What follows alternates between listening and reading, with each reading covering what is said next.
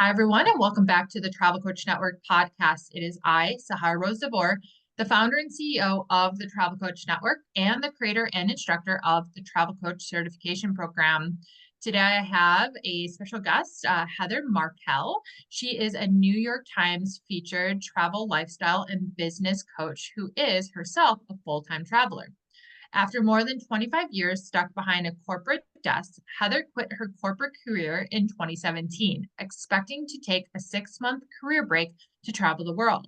Instead, she found her calling, and more than 6 years later, she's been to 39 countries and counting on 6 continents, including being marooned in New Zealand 2 years during the pandemic. She's now a TEDx speaker, a best-selling author. Heather helps her clients to transition to the full-time travel lifestyle by teaching them the fundamentals of affording, sustaining, and adapting to the lifestyle so that they can ditch their desk and discover their destiny through full-time travel. Heather, thank you so much for joining us on the TCN podcast. Thank you for having me. It's a delight to be here. Yeah, I'm excited to chat with you. Let's get started here. Tell us, where did your passion for travel stem from? Surprisingly, it came from living with a French host family in Normandy, France as a teenager. And I say surprisingly because I went kicking and screaming after spending all my summers at like summer camp. And suddenly I'm like across the world, and it was really transformational because I was an only child, no pets, in a New York City apartment. And I was sent to live with a farm family with, 2 dogs, a herd of cows, and suddenly had 8 siblings. And I'm in the middle of nowhere in Normandy, France. And that summer really was profound because after I got over all the fears, I suddenly was just thrilled. Like I met these new people, and I did speak some French, but not well. And then I ended the summer fluent in French because of them. And I had never had this experience of delving so deeply into a foreign culture and differences and learning so much. And that was really the beginning of my passion for travel. Would you say that trip or a different one was one that truly made an impact or transformed you in some way? I feel like honestly, every trip, especially as a full-time traveler, transforms me somehow. And that was definitely the most profound, being a young woman and going through all of these things that were difficult as a young person, especially on my own in this family. But another trip that definitely transformed me at the beginning of my travel lifestyle, I went to Colombia. And I went thinking guns, drugs, like all whatever, gorillas, and it just was nothing like that. And this lifestyle is so rewarding to be able to see that the world is not quite as you read about it in the news. Yeah, there's so many limiting fears that people have around travel. So just being able to debunk those through, our content, our messaging, our conversations. And one of them is, especially as a female solo traveler, but just different parts of the world, how they're just unsafe is just something that would always irk me. Because I'm like, how can you say that if you've never been there? Like, I'm telling you, it's one of the most beautiful places or experiences I've had. And they're like, well, it's not safe. I'm like, it's so hard for people who are not avid travelers, like ourselves, to wrap their head around just how beautiful these places that they've heard about or they perceive to be unsafe, to be so remarkable instead, right? And that's why something that travel coaches really aim to do is just empower people to look outside of these limiting beliefs and these boxes. And even if it's just one trip that you go on or one solo trip, most likely someone's going to get bit by that travel bug and realize just how transformative and meaningful travel could be for them. In reading your introduction, you took a career break. Can you share what led you to wanting to take a career break? That's a topic that has gone has grown more in popularity recently, sabbaticals, career breaks. Can you Yep. tell us more about that journey for yourself? Yeah, and I think my journey was even perhaps more challenging than today because, when I quit, remote work wasn't a thing, and I was, old enough that uh people thought I was crazy. So I knew for many years, probably at least 10 years, that I sort of felt like I didn't quite belong in corporate. I'm meant to do more. I'm sort of rotting at my desk, waiting for retirement. I feel like I should be promoted and getting big raises, but I'm not. I eventually became a certified professional coach in 2008 and started, I was a career coach, then an expat coach, and then I became a business coach around 20, I can't remember if it was 2011 or probably around 2011. And then I suddenly found myself like out earning my corporate salary with my coaching business. And of course, the logical thought is like, well, if I'm gonna leave my corporate job, I need to be making lots of money. I need to figure out health insurance, all of that. And so suddenly I see this path. I'm like, okay, I can do this with the business coaching, but I was doing it on top of my day job. So as you can imagine, I just completely ended up burning out. And the gift of that burnout was to realize I wasn't quitting my job for another job. I was quitting for myself. And I really needed it. I just got, I think it was that there was a book written about the 5 regrets of the dying, I believe it's called. And it really sealed in that image for me. And I kept having this horrible nightmare of like being 90 and looking back at my life and wondering with regret, like, what if I had the courage to quit my job and try out doing something I want to do and I love instead of following this path that doesn't seem like the right path for me. And I eventually just was like, all right, that's it. I need to try. Yeah. Yeah, I always share the story of how when I'm a big believer of not of living your life so you don't have regrets. I remember when I was in Myanmar, and I was just on like one of those private shuttle tours by myself. It wasn't a tour actually; it was just like a private shuttle, and this older couple came and sat on next to me in the seat, and naturally we just sparked conversation. I was, I think I was in my late 20s, mid late 20s at the time, and um, aimlessly. I had a friend who I used to work in Chicago with who lives from and lived back in Myanmar. So I was visiting him and then I went and backpacked around myself. And I didn't have any goals or anything, any plans why I was there or where I was going next. And they were just so intrigued and they were just saying how they recently retired and they now it's their time to travel. And I remember them saying to me, wow, I wish that we had done this earlier. We wish we'd done what you were doing now. And it always stuck with me because I'm like, I don't want to be at that place in my life where I'm like, I wish I had done this, or I wish things were different, or I regret not doing something because we don't get that time back. We don't get to relive our life and go back in time and be 20 or 30 again and do all the things we wish we had done. So I try so throughout my business, through my work, through my personal lives, just everything, my relationships to live them to the fullest and go for it and try things. And I can sense by reading what I read about you that you're so similar. And we'll go talk a little bit more about your TEDx talk, which is something that like, just go for your challenges and face your fears. But going back to your career break, what did you find was travel was doing for you during that you were like, okay, I'm gonna continue, this is my lifestyle, I don't want to just go back to the corporate space? So when I first started, as I mentioned, I thought it was for 6 months, so I kept my apartment and I went to Costa Rica.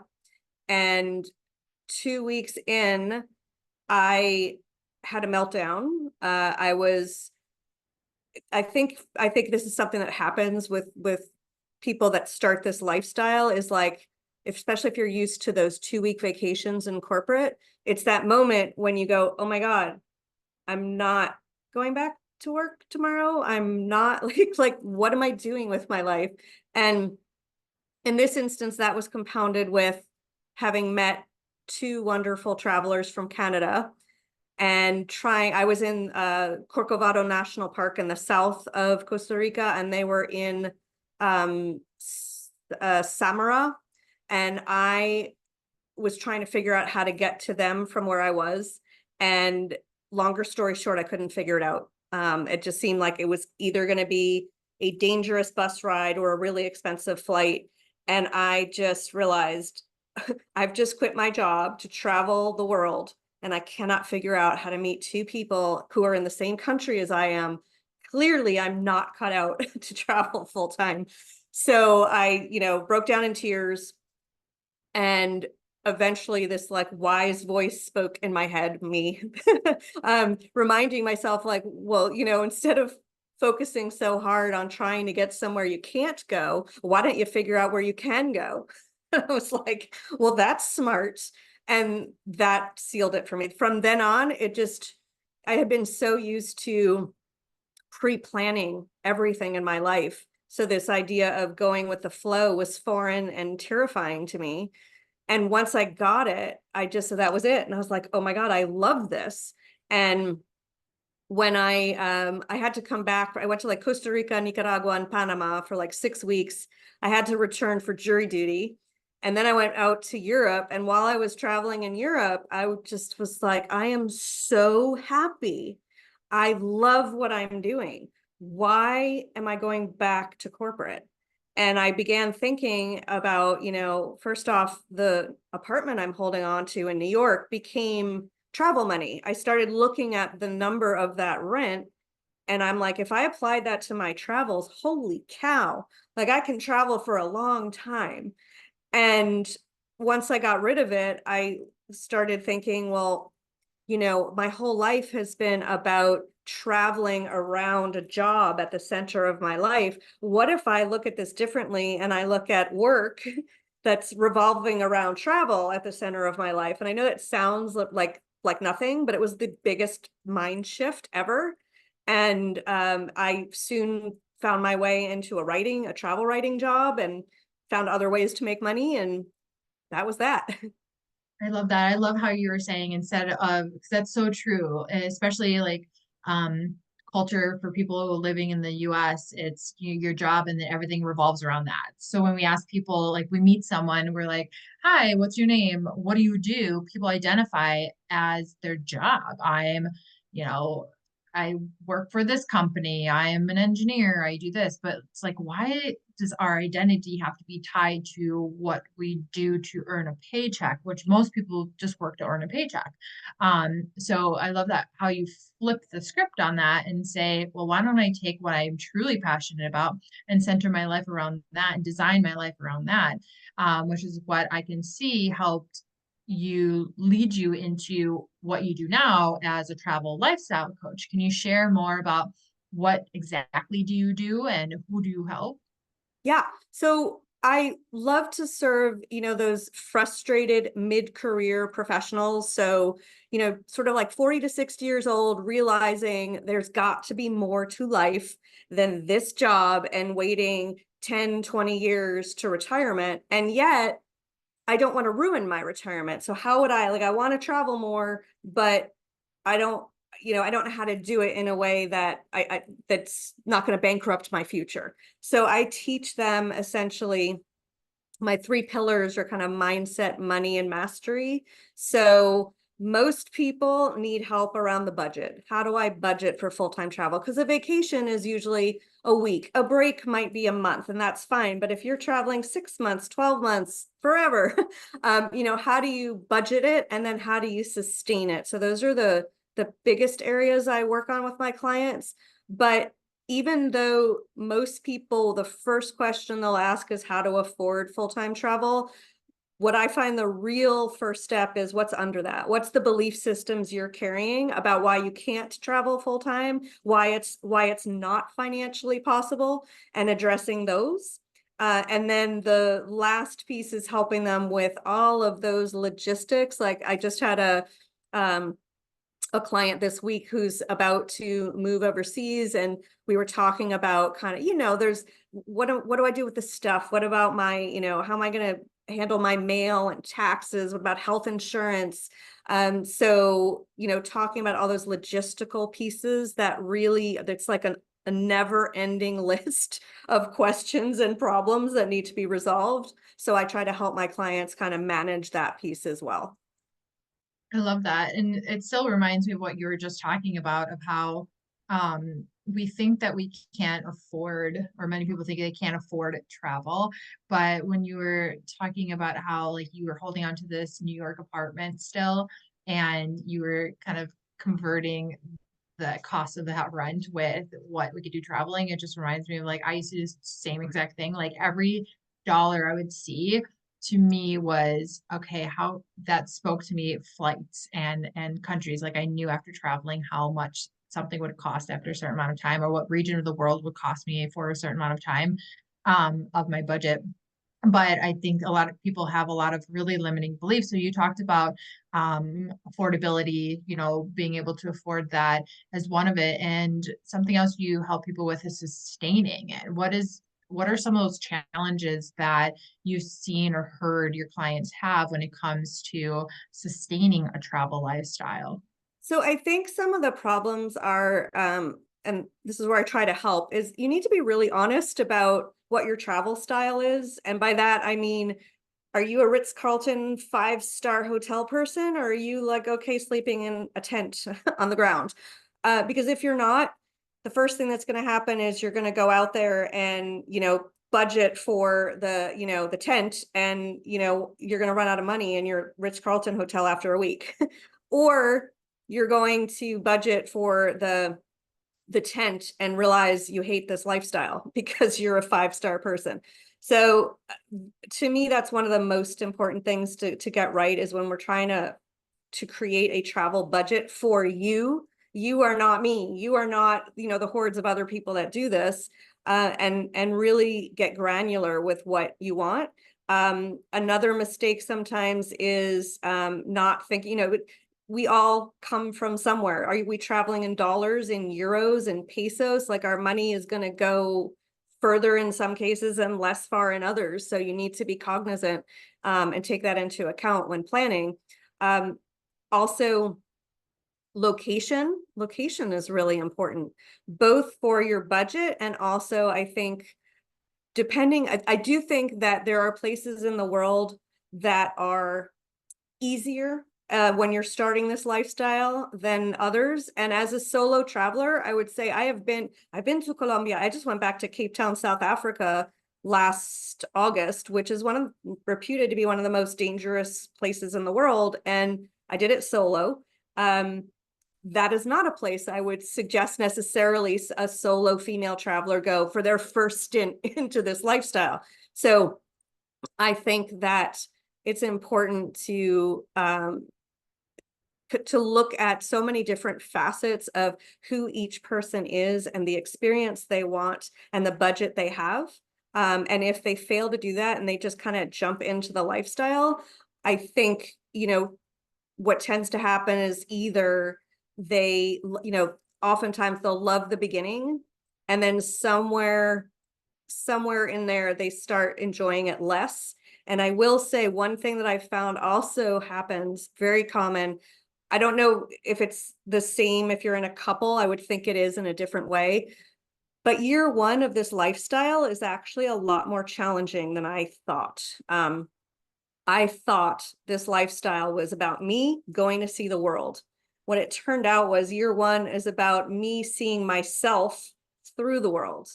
And if you are, another mistake people can make is if you are trying this lifestyle to run away from something, it will catch up with you. And you have to make that choice, whether you confront it and go through it, or whether you give up and go do something else. Yeah, absolutely.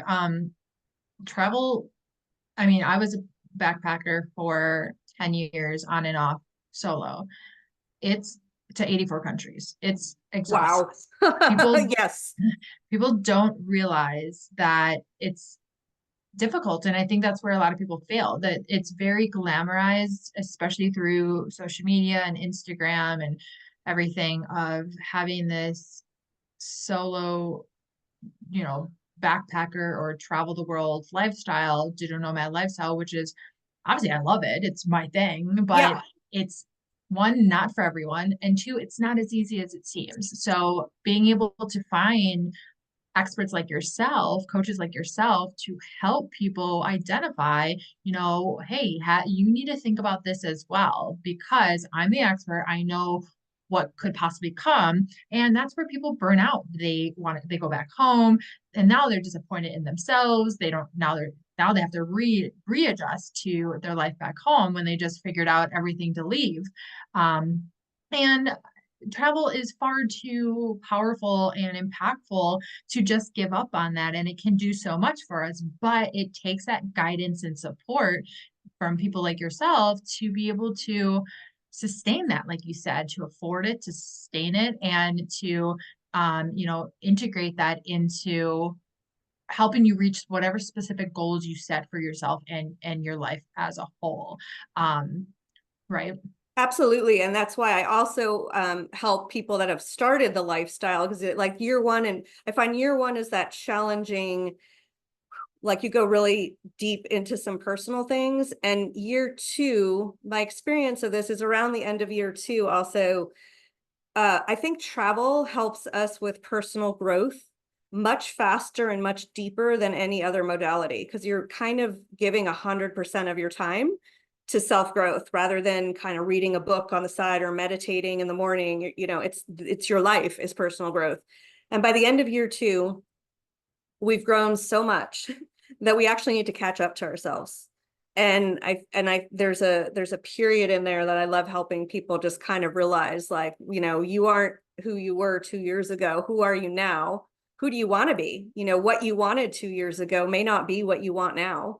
So let's kind of look at that and help you kind of go back out there on the road in a more fulfilling way than you're doing right now. Yeah, definitely. Um, let's talk. What was your TEDx talk on, from a fellow TEDx speaker to another? What was your topic? Mine was called The Benefits of Living Nomadically. And in parentheses, they didn't want me to put this in the title, but after 40. But anyway, that I was my love that. title. How did you find that experience to be for you to be a TEDx speaker? Because I know it's something that's on a lot of people's bucket list. It was so hard. Oh, it was a year and a half of figuring out what this talk was, how to do a TEDx talk, because I don't know about you, but I do a lot of speaking. I love speaking. But when I'm teaching speaking, it's kind of like, hi, I'm Heather. Here's my agenda. Here's what I'm going to show you. I'm showing you, here's what I showed you, and here's how to follow up, right? And TEDx is nothing like that. So learning how to the formula, and there was it was so gigantic. Opening loops, closing loops. Dude, I know there was I took a class, thank God, but it was harrowing and emotional. And then when you've got your talk, then you have to figure out how to get the TEDx. And that was probably harder. And I think it's only getting harder year by year to actually get the TEDx talk. So I found it very challenging, very, and upsetting sometimes, because I'm like, I've got this talk. I wanted to do it. I'm so excited. And like, and then you either don't hear back, or this didn't work out, or you got the beginning of a path, but it doesn't go anywhere. So, when I got it, I was like, really? Like, I didn't believe it at first. And then, I was kind of shortlisted, and then, so yeah, so it was kind of this harrowing and exciting experience. How was yours? Yeah, I mean, it was definitely challenging. Like you said, to be able to craft a TEDx speech that it's different from any other type of speaking opportunity that you're going to get or do. So I actually read the book. I don't know, it was like the very first TEDx book. Yeah. And it helped a lot. It did. It gave me so much information and helped also with the nerves. And, for me, it was more of a mental thing, knowing that this is a TEDx talk, not just a speaking on a stage or in front of my network or anything like that. So it was more of a mental thing for me. It was not easy to like, I don't know. One of my biggest challenges was obviously for me for the location that we had it at. We had a theme, and the theme was community. So we had every speaker had to tailor their talk towards teaching something about community or whatever. And for me, obviously, I wanted to talk about travel. So I'm like, how can I combine travel with community in a way that was more for my local community? What are they going to learn from that? Because I'm talking about community around the world. So that was challenging of making the connections and talking points around that. Um, I was very, very, very nervous during to give it, but it was yeah, a very surreal experience. But we're getting towards the end of our conversation here, but I always love to ask, can you share a fun fact about yourself? It doesn't have to be business or travel related. Sure. Anyone who knows me well knows that I love cows. And this is because of that host family I lived with in Normandy. One of the gifts of being on the farm was I didn't have any pets as a kid.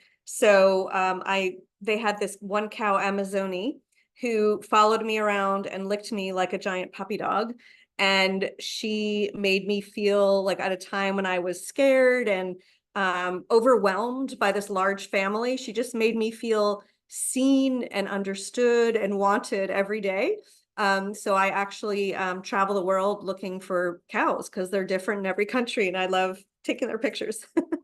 Oh my God, I love that. That's so cute. I love that. I'm a big animal person, and I don't know, especially traveling, like Right? sometimes it breaks my heart and sometimes it just lights me up with the animals everywhere. But Have you anyways, well, thank ever? I bet. Sorry, I always feed the cats and dogs. Like I go and buy food for them, but then I've been places where they won't eat the dog food because what they can get in the trash is better than it is heartbreaking. Yeah, yeah. I always say like I honestly spent I think more money on food for the dogs and the cats on the streets than I did for myself traveling. I believe it. I Yep. just couldn't. That was my biggest struggle traveling was just seeing the poor doggies sometimes. But it helps drive a mission for me, a bigger mission overall, which in the long term for me is to help more organizations, save these animals and help these animals from Oh, the you'll have to let streets. me know. I'm interested. It's that's on my bucket list for my overall life here. But Heather, thank you so much for joining us today. How can everyone learn more about you, find and follow you? Sure. You can either go here to travellifestylecoach.com, which forwards to heatherbegins.com. I'm on Facebook, Instagram, YouTube. My channel is Full-Time Travel Life. Yeah, so just reach out and I'll be delighted to answer any questions. Wonderful. Thank you so much, Heather, for joining us today. Thanks for having me. Everyone, be sure to follow us on Instagram at the Travel Coach Network. Learn more at thetravelcoachnetwork.com. Come give us a hello in our TCN Global Community on Facebook. You can find the link for that and your free beginner's guide to travel coaching in the show notes, along with all of Heather's links. If you know anyone who might be interested in travel coaching, please be sure to send them our way to our podcast. We truly appreciate it. And until next time, my fellow wanderers, bye for now.